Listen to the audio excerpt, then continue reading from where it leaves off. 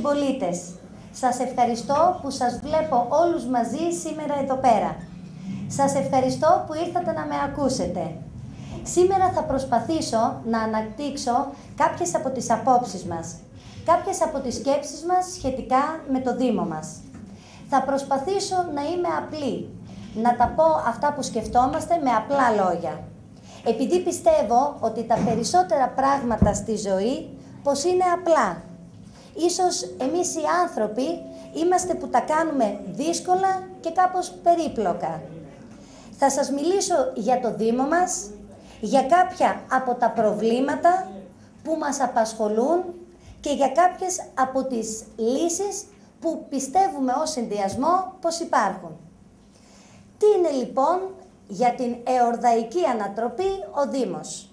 Για εμάς ο Δήμος είναι σαν μία οικογένεια, σαν ένα μεγαλύτερο νοικοκυριό, ένα μεγάλο σπιτικό. Ο Δήμαρχος και η Δημοτική Αρχή είναι οι γονείς. Ο λαός, όλοι εσείς, είσαστε τα παιδιά των γονέων. Οι έχοντες ανάγκη και προστασία είναι τα βρέφη. Η γεωγραφική έκταση του Δήμου είναι τα χωράφια, τα σπίτια της οικογένειας, οι εργασίες. Οι γονείς πρέπει να εργάζονται αρμονικά και να προβλέπουν τα δύσκολα και να προετοιμάζονται για αυτά. Όλα στηρίζονται στην οικονομία. Αυτό απαιτεί δουλειά από όλους, που θα αποφέρει προϊόν που θα είναι χρήσιμο και θα πωλείται εύκολα και σε καλή τιμή. Ας έρθουμε τώρα, αυτά ήταν οι γενικές μας αρχές, αυτά έρθουμε να τα υπαγάγουμε και να τα εφαρμόσουμε στον Δήμο μας. Στο Δήμο Εορδαίας, με μητροπολιτικό κέντρο την πόλη της Πτολεμαΐδας. Η Εορδαία λοιπόν είναι η οικογένειά μας, το σπιτικό μας. Μέχρι τώρα το σπιτικό αυτό πουλούσε ηλεκτρική ενέργεια. Όλοι ζούσαμε καλά, χάρη στο υπέδαφος μας, που χαιρόμασταν να το πουλάμε, εξασφαλίζοντας μισθό, συντάξεις, εφάπαξ, εμπορική κίνηση. Κάποτε, ακόμη και ο παράδεισος έχει ένα τέλος. Όπως συμβαίνει με κάθε απώλεια, έτσι και με εμάς εδώ στην Εορδαία, ήρθε η απογοήτευση όταν συνειδητοποιήσαμε ότι άρχισε η αντίστροφη μέτρηση. Η ΔΕΗ συρρυκνώνεται και ξεπουλιέται κομμάτι-κομμάτι. Οι μόνιμες θέσεις εργασίας μετατράπηκαν σε 8μήνα, 6μήνα, ίσως και δίμηνα. Ζαλισμένα τα νιάτα παρακαλούν τους εργολάβους για ένα μισθό μέσα στη ΔΕΗ, ένα μισθό των 500-600 ευρώ. Όταν για ανάλογη εργασία παλαιότερα, ο μισθός ήταν 2.500 και 3.000 ευρώ. Τώρα σου λένε πάρε τα 500-600 ευρώ και πολλά σου είναι. Και σου πετάει και το αθηνοκεντρικό κατεστημένο, ρώτα τον πατέρα σου επειδή μαζί τα φάγαμε. Ο κατήφορος με τη ΔΕΗ δεν σταματάει εδώ και ας δηλώνουν κάποιοι επώνυμοι κατέχοντες θέσεις στα μέσα μαζικής ενημέρωσης, δήθεν αγανακτισμένοι για τη σχεδιαζόμενη πώληση της μικρής ΔΕΗ και που μαζεύτηκαν 300-400 άνθρωποι στην πλατεία της Πτολεμαΐδας για τον ΑΔΜΙΕ. Τι έγινε?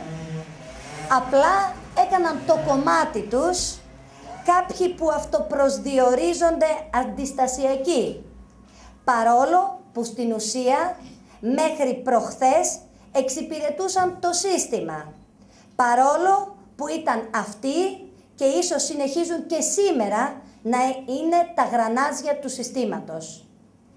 Η οικογένεια λοιπόν πρέπει να φροντίσει για τη διατήρησή της, η οικογένεια του Δήμου Εορδαίας, επειδή η μεταλλιγνητική εποχή έρχεται.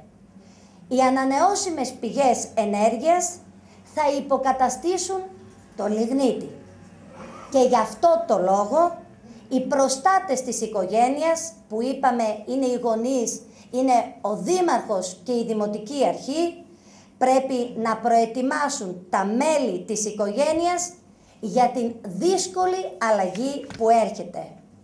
Βέβαια θα πρέπει να πούμε σε αυτό το σημείο και την μεγάλη αλήθεια, ότι ο τέος Δήμος Πτολεμαΐδας με την πόλη της Πτολεμαΐδας δεν πήρε αυτά που δικαιούνταν από τη ΔΕΗ. Δεν είναι ο Δήμος μας, η σημερινή του μορφή, ο Δήμος που θα έπρεπε να είναι με την ΔΕΗ που έχουμε δίπλα. Την ΔΕΗ που κατασπαράζει τα εδάφη μας. Την ΔΕΗ που μολύνει τον αέρα που αναπνέουμε εμείς και τα παιδιά μας. Αυτό βέβαια δεν έγινε μόνο τα τελευταία χρόνια. Αυτό είναι εντός εισαγωγικών δουλειά πολλών προηγούμενων επί σειρά ετών, που βέβαια ερχόμαστε εμείς οι νεότεροι να το αναλάβουμε στις πλάτες μας και να προσπαθήσουμε να το διευθετήσουμε. Εν τω μεταξύ η ζωή συνεχίζεται. Τα χωράφια, τα σπιτικά, τα ζωντανά της οικογένειας δεν πρέπει να τα αφήσουμε. Επειδή η καθημερινότητα έχει τις ανάγκες της. Η καθημερινότητα τι είναι για εμάς? Αυτό που για άλλους είναι το αυτονόητο. Λοιπόν, ο Εορδαίος, ο Πτολεμαϊδιώτης εδώ και χρόνια δεν έχει το αυτονόητο. Και ποιο είναι το αυτονόητο? Η καθαριότητα, ο φωτισμός σε έναν Δήμο που παράγει και δίνει ρεύμα 70 με 80% στον ελληνικό λαό και δεν έχουμε φωτισμό.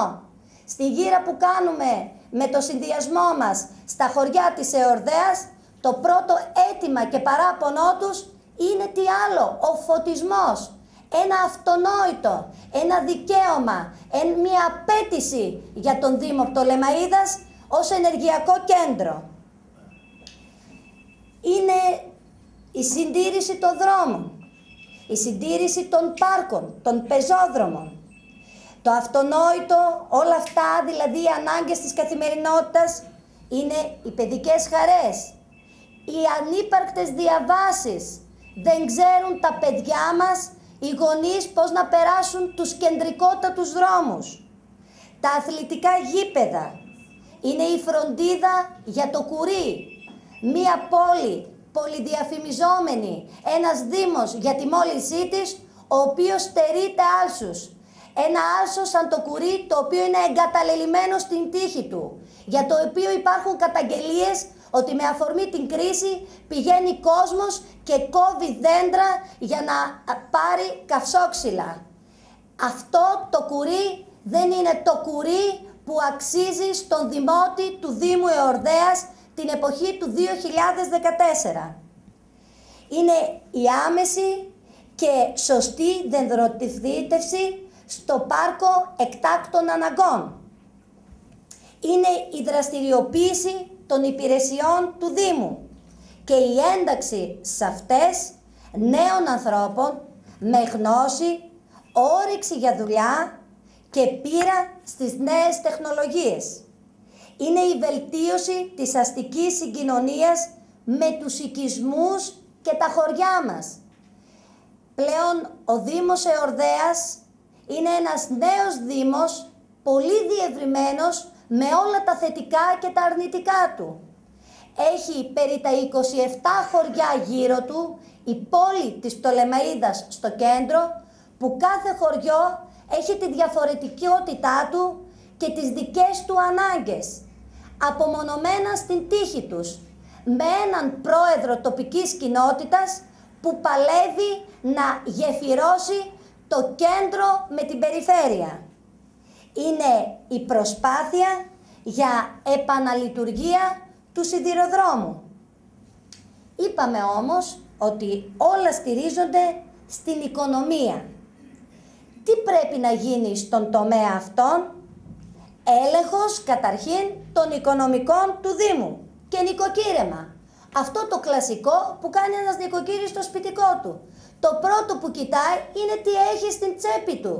Δεν σχεδιάζει και προγραμματίζει χωρίς να κοιτάει την τσέπη του και μία λέει λεφτά δεν υπάρχουν και ξαφνικά στην τσέπη του βρίσκει εκατομμύρια ευρώ.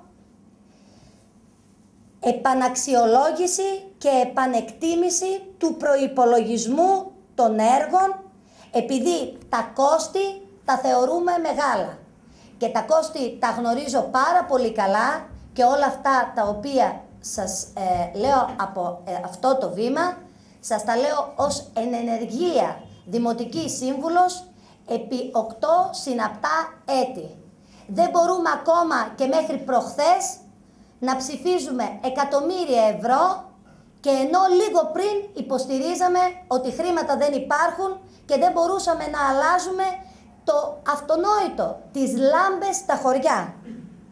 Τα περίπου 60 εκατομμύρια ευρώ που είδαμε να προϋπολογίζει ο Δήμος μαζί με τη ΔΕΙΑΠ για έργα θα δημιουργούν, φαντάζομαι, ρίγη συγκίνησης για κάποιους εργολάβους.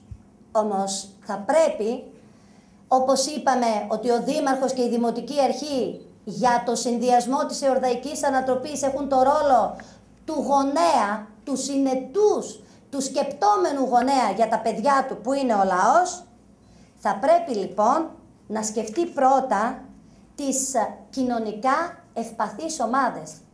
Δεν μπορεί δηλαδή ένας γονέας να σπαταλάει χρήματα σε έργα μεγαλόπνοα αυτούς τους δύσκολους καιρούς, σε δημόσιες σχέσεις, τη στιγμή που ο Δήμος έχει ανθρώπους άνεργους, ανθρώπους οι οποίοι έχουν ανάγκη για την επιβίωσή τους.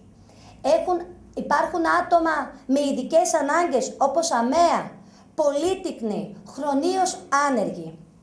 Πρέπει λοιπόν σε μία οικογένεια ο νοικοκύρης γονέας να σκέφτεται πρώτα, ο Δήμαρχος δηλαδή και η Δημοτική Αρχή στην περίπτωσή μας, την κοινωνική μέριμνα. Πρώτα τις ευπαθείς ομάδες. Ας πάμε τώρα σε λίγο πιο διαδικαστικά θέματα.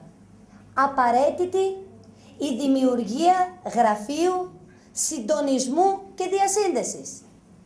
Τι είναι λοιπόν, σας παραξενεύει φαντάζομαι στο άκουσμά σας το γραφείο συντονισμού. Είναι για εμάς η δημιουργία γραφείων τα οποία στο κάλεσμα όλων αυτών των χωριών και των κατοίκων που απαρτίζουν αυτά τα χωριά, που είναι ένας μεγάλος και σεβαστός αριθμός συνδημοτών μας, οι οποίοι όταν έρχονται αντιμέτωποι με πρακτικά θέματα, για παράδειγμα στους πύργους, στο φούφα, σπάει ένα σωλήνα στο σπίτι.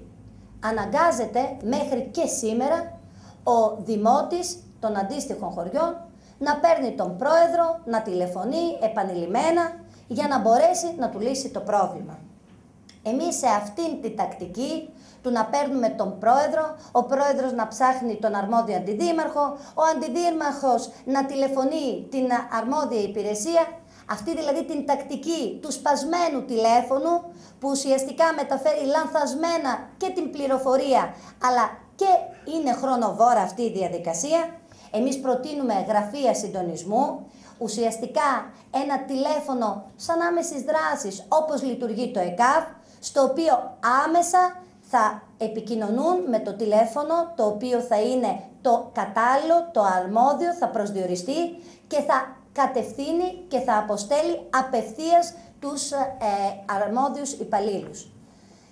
Αυτό πρέπει να γίνει ώστε και ο πρόεδρος να ασχολείται με σημαντικότερα θέματα που είναι ο ρόλος του ποιος, να εισηγείται τις πρώτες και επιτακτικές ανάγκες και όχι να τρέχει για μία λάμπα, για ένα σωλήνα που τελικά το αποτέλεσμα είναι η πράξη να είναι και αναποτελεσματικός. Γιατί είπαμε είναι η διαδικασία του σπασμένου τηλεφώνου. Επίσης λέμε για γραφεία διασύνδεσης.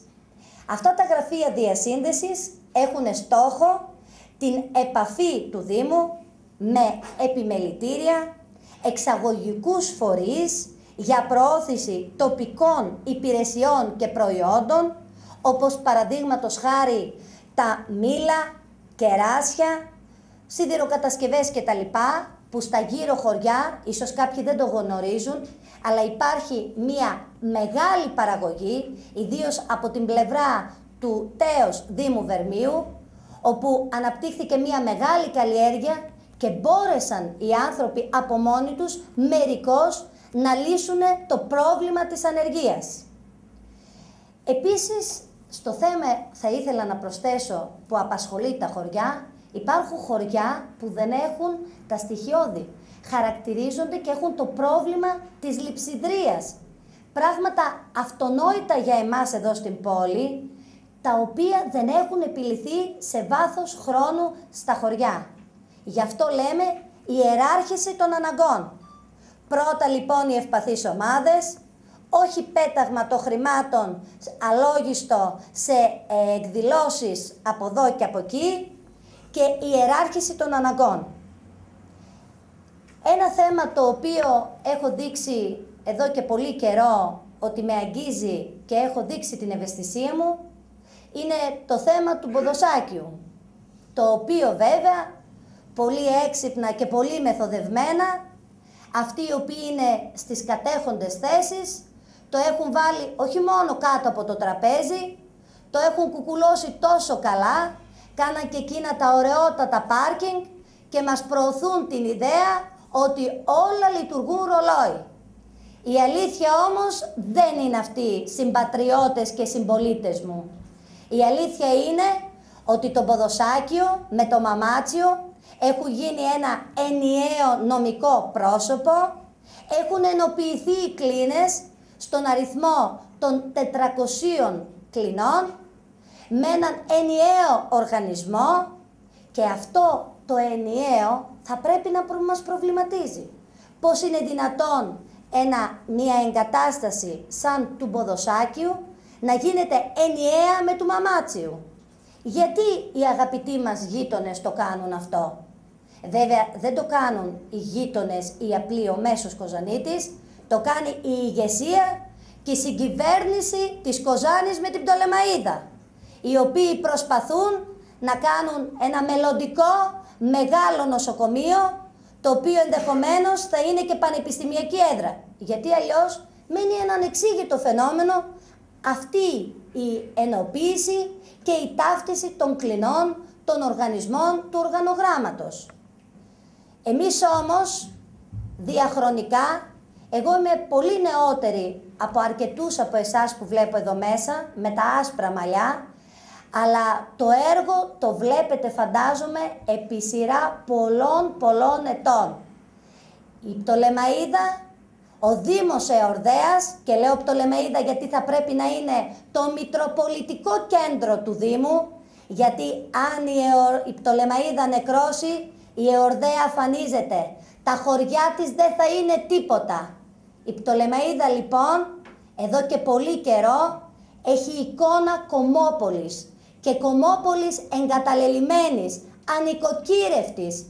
Εικόνα πόλης που δεν αξίζει σε μία πόλη σαν κι αυτή που ήταν και είναι δίπλα σε μία τέτοια δυνατή ΔΕΗ. Αυτή η πόλη λοιπόν θα πρέπει επιτέλους, ναι, χρησιμοποιώ συνειδητά αυτή τη λέξη, επιτέλους να αποκτήσει αυτό που της αξίζει. Την θέση τη σωστή. Και ποια είναι αυτή? Για εμάς το Ποδοσάκιο πρέπει να γίνει το υγειονομικό κέντρο της Δυτικής Μακεδονίας. Πρέπει επιτέλους να ανοίξει η σύραγγα της Κλεισούρας. Πρέπει επιτέλους και ο Δήμος Εορδέας με κέντρο την Πτολεμαΐδα να έχουν κάτι για το οποίο όλοι οι κάτοικοι της Δυτικής Μακεδονίας θα έρχονται στην Πτολεμαΐδα. Και τι σημαίνει αυτό στην πράξη? Όταν έχουμε ένα μεγάλο νοσοκομείο με λειτουργία τριτοβάθμιου νοσοκομείου, αυτό σημαίνει αρχίζουν δουλεύουν τα βενζινάδικα, τα ταξί, τα ξενοδοχεία, τα καταστήματα εστίασης. Αρχίζει πίσω ο ένας από τον άλλο να δουλεύει. Και όταν έχεις εσύ, έχω κι εγώ. Και έτσι μερικώς επιλύεται και το θέμα της ανεργίας. Αλλά όχι μόνο αυτό. Δεν μπορούμε εμείς, οι κάτοικοι αυτού του τόπου, οι πολυδιαφημισμένοι για τη μόλυνση, να μεταβαίνουμε συνεχώς για ένα χαρτί στο ΤΕΒΕ, όλοι έμποροι αυτού του τόπου, δεν μπορούμε να μεταβαίνουμε εμείς στα δικαστήρια, δεν μπορεί να μεταβαίνουμε μόνο εμείς στην περιφέρεια, δεν μπορεί μόνο εμείς στην εφορία, που όλα έχουν συρρικνωθεί στην πόλη της Κοζάνης.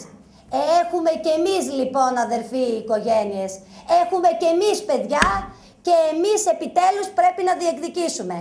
Αυτήν τη διεκδίκηση θα προσπαθήσει να την κάνει η Εορδαϊκή Ανατροπή.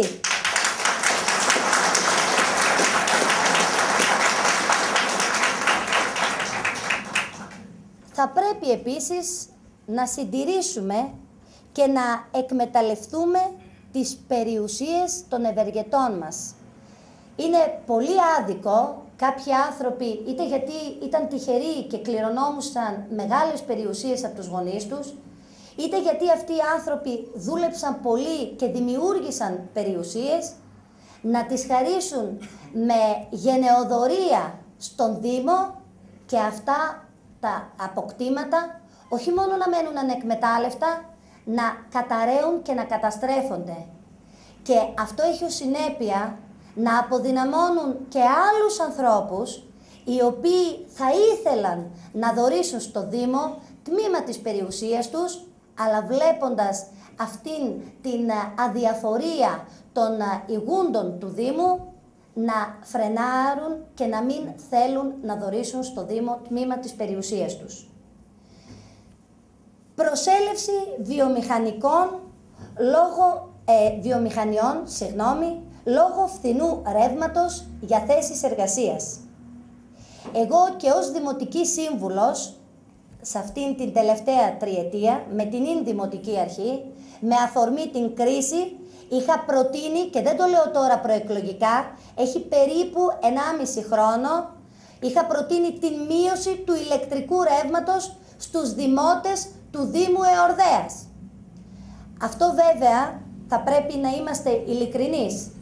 Θα πρέπει να είχε επιτευχθεί προπολού, όταν οι πολιτιακές σχέσεις τότε και οι πολιτιακές συγκυρίες ήταν ευνοϊκότερες.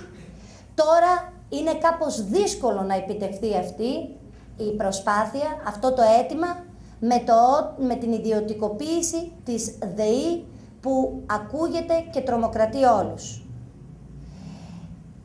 Ένα άλλο πολύ βασικό για το συνδυασμό μας, αλλά που είναι πρωταρχική ανάγκη του Δήμου Εορδαίας, είναι η δίκαιη απόδοση στον Δήμο του τοπικού πόρου και ορθολογική χρήση του. Δηλαδή, θα το πω έτσι πολύ λαϊκά και απλά, γιατί το είπα στην αρχή, απλά θα μιλήσω, αλλού τρώω, αλλού πίνω, αλλού πάω και το δίνω. Αυτό γίνεται στην πράξη.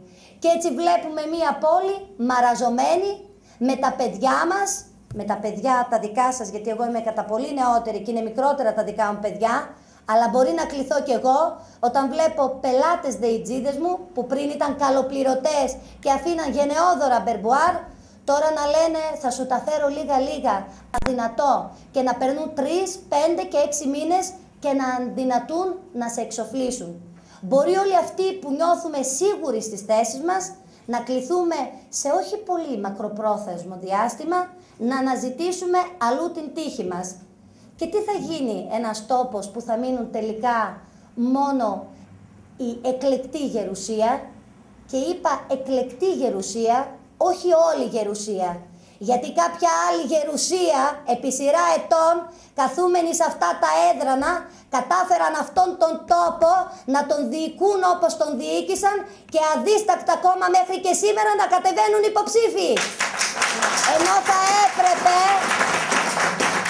να μας ζητήσουν ένα μεγάλο συγγνώμη, να αποσυρθούν στο σπίτι τους και να αφήσουν επιτέλους σε καθαρά νιάτα να διοικήσουν αυτόν τον τόπο ή τουλάχιστον να προσπαθήσουν να το διοικήσουν.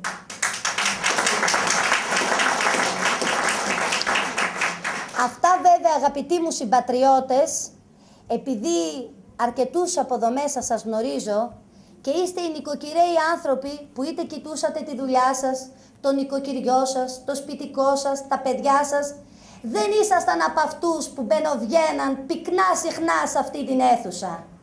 Αυτά λοιπόν πρέπει να σας ενημερώσω ότι τα τόνιζα, βροντοφώναζα και τα υποστήριζα σε όλη τη διάρκεια των 8 ετών.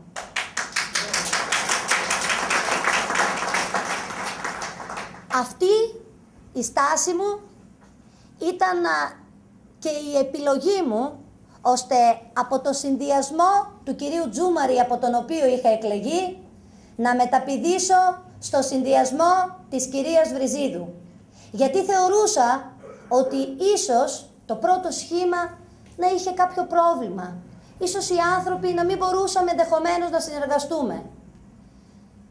Εκλεγμένοι και στο νέο σχήμα, είδα τελικά ότι τίποτα δεν αλλάζει. Ότι μέχρι την παραμονή των εκλογών οι άνθρωποι, οι υποψήφοι είναι αντίπαλοι και την επομένη γίνονται μια ωραία παρέα. Σε έναν τόπο που δεν υπάρχει ενεργής και δραστήρια αντιπολίτευση, η εικόνα είναι αυτή. Η εικόνα αυτής της πόλης. Εγώ προσπάθησα μέσα από τις θέσεις μου, μέσα και από το ρόλο της Προέδρου, που και από εκεί κάποιοι με διέγραψαν, ανεξαρτητοποιήθηκα. Αυτό ήταν τιμή για μένα, γιατί δεν θα ήθελα να ανήκω σε μία ομάδα οι οποίοι με τη σιωπή τους, με τη σιωπή που κατ' εμέ δολίως επέλεξαν να σιωπούν, έφυγε το ΤΕΔΕ, το Ποδοσάκιο έχασε την έδρα, η εφορία είναι ένα νεκρό κτίριο που οι υπάλληλοι 1-2 ανεβοκατεβαίνουν. Δεν θα ήθελα λοιπόν να είμαι κομμάτι μιας τέτοιας δημοτικής αρχής.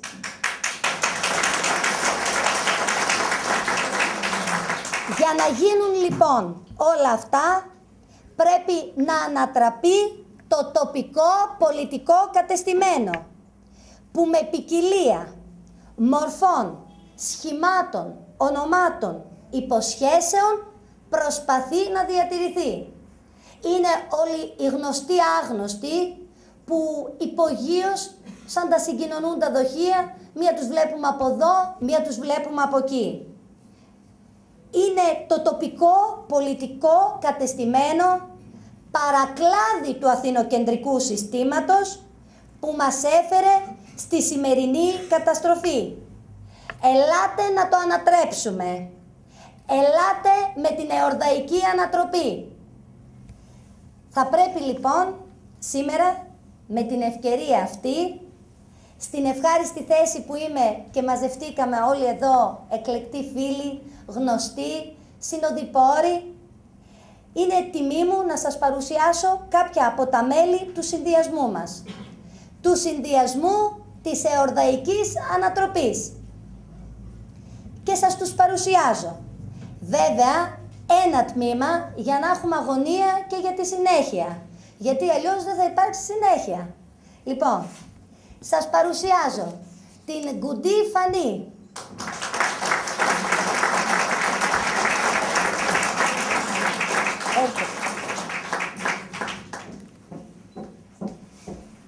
Τον κύριο Πετρίδη Θεόδωρο.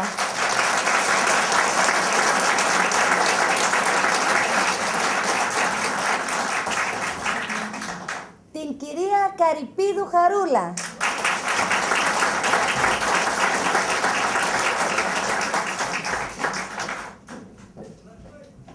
Τον Παπαδόπουλο Ευστράτιο.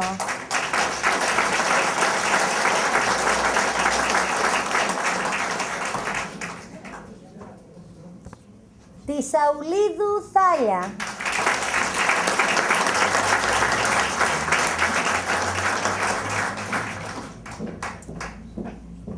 Την κυρία Χατζησάβα Γιάννα.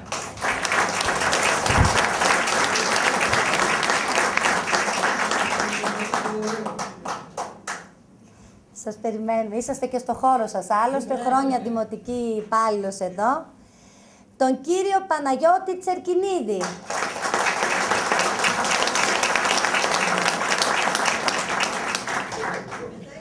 Σας περιμένουμε. Η κυρία Ζιάμπα Βάσο.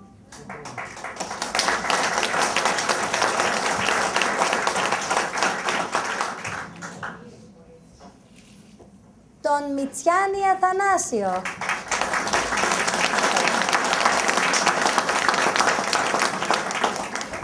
Ελάτε μπροστά, όλοι θέλω να φαίνεστε, μην είστε από πίσω μου. Και την Ξαθοπούλου Κική.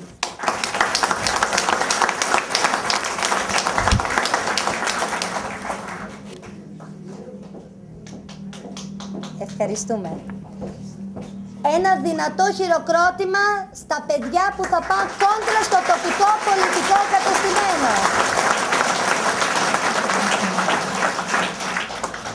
Και πάλι σας ευχαριστώ για την παρουσία σας σήμερα εδώ και θα έχουμε την ευκαιρία για μια νέα επαφή. Σας ευχαριστώ πολύ.